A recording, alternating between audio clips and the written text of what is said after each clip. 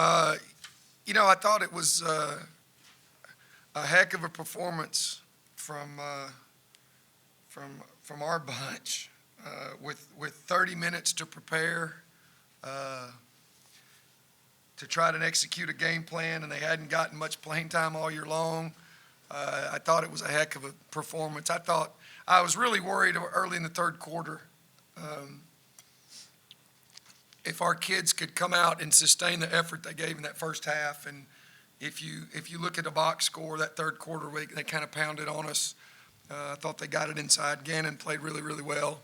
But they played good, and and I thought our kids battled. Question.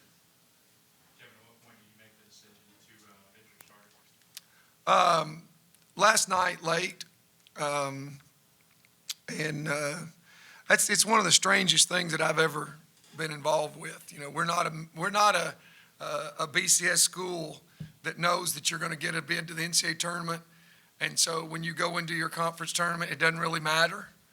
Well, that's not us, but for one day, it is us, and I've got 2 kids that are hiding injuries. I've got a third one that got hurt yesterday, and I've got a fourth one that is hiding stuff.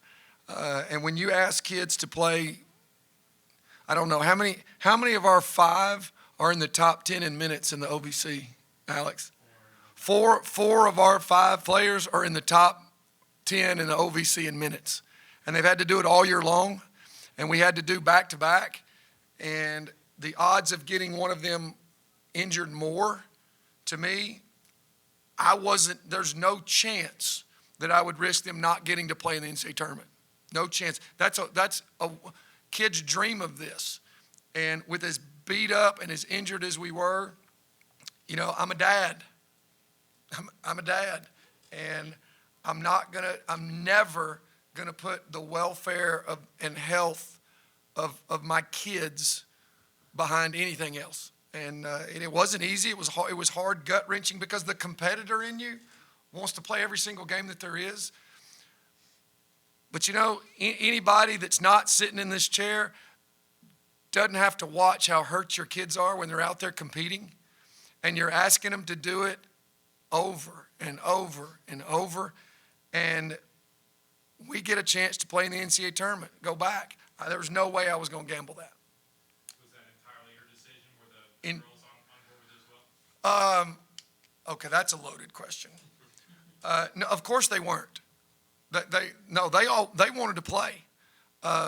They wanted to play. I told them last night that I was thinking about it, and they were mad at me, and they still are mad at me.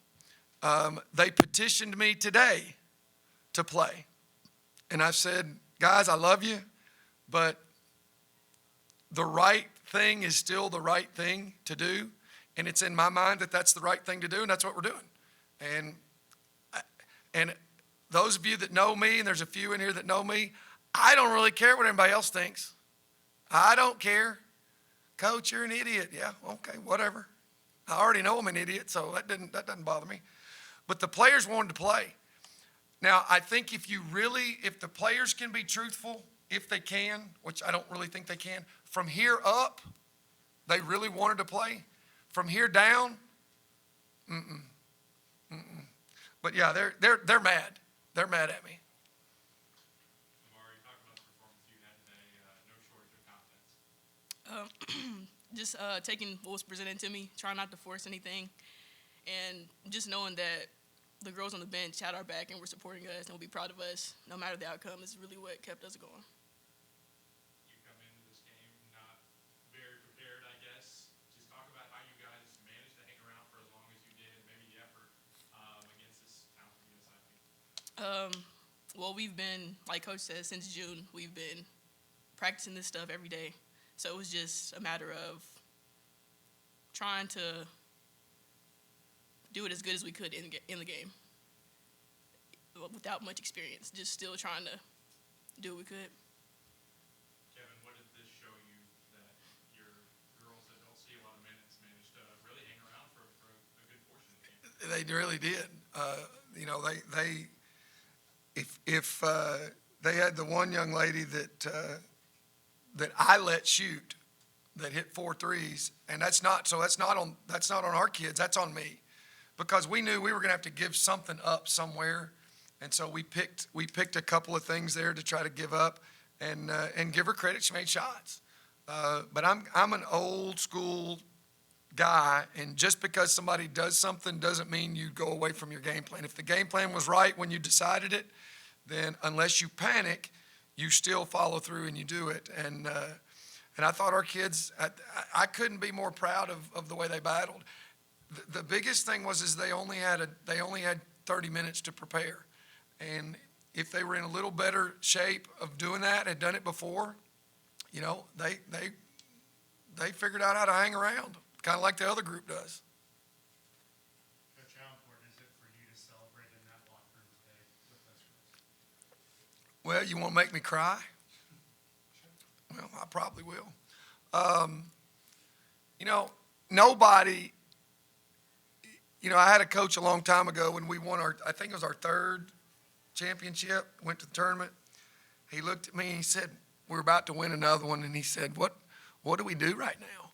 And I, because he was new. And he said, what are you going to do? And I said, I'm going to go over there and get me some water, and I'm going to turn around and I'm going to watch those girls celebrate. He said, that's it? I said, that's it. Because that's what this is about. It's about USI's kids celebrating out there with their team and their coach. It's about our kids getting to celebrate what they've done all year long, figuring out ways to win. And I can't tell you what I put them through is pretty tough. And so to let them celebrate going to the NCAA tournament, they don't know. Thank God we're freshmen and sophomores. They're an idiots just like their coach. Here was a quote from one of them last night, okay? And this is going to be recorded and I can play this back? Okay, good. One of them looked at the other, and I'm from Arkansas, so I can talk about Arkansas people. There are 2 Arkansas people. One of them looked at the other one and said, hey, you know, I think this NCAA tournament's kind of a big deal. And the other one, really? You may be right. That's how clueless our young team is. And so to put this bunch who couldn't win a basketball game in November, who couldn't handle the ball at all till about February, playing freshmen and sophomores, losing 4 kids, losing your 3rd leading scorer 4 games ago, for them to be able to, me to go watch them celebrate, it's priceless. It's absolutely priceless.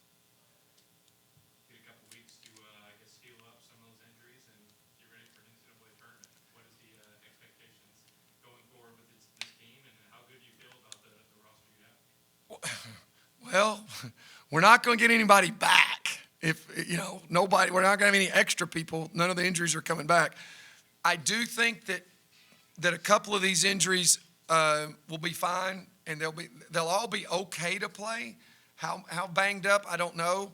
We're not going to have to play Tech and Little Rock back-to-back days. So we've got some time to let them rest and see if we can get them healed up.